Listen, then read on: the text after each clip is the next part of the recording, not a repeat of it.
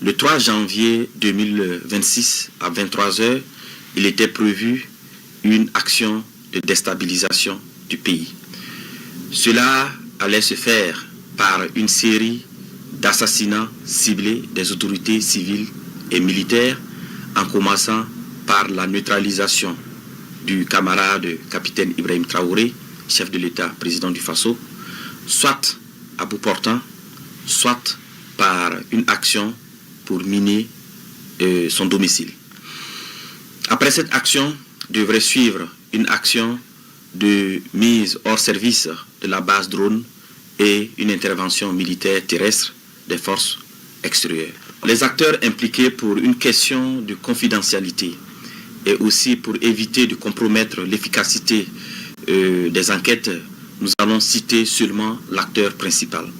Il s'agit de l'ex-lieutenant-colonel Paul-Henri Sandaogo Damiba.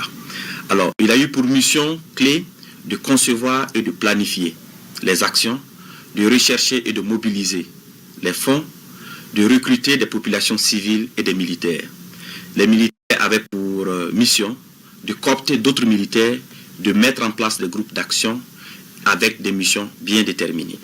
Et les civils devraient mobiliser des populations, leurs adeptes, pour qu'après l'action militaire, ils puissent mobiliser leurs adeptes pour pouvoir soutenir l'action militaire. Ce qui est important aussi d'apporter comme élément d'information auprès des populations, c'est les sources de financement. Il s'est de souligner qu'une bonne partie du financement provient de la Côte d'Ivoire, dont la dernière opération s'élève à 70 millions.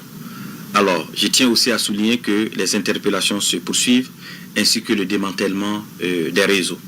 En tout état de cause, et pour prendre l'opinion nationale à témoin, nous mettrons à la disposition des médias des vidéos d'aveux issus des auditions de quelques acteurs clés. Alors, les enquêtes se poursuivent, les interpellations également se poursuivent.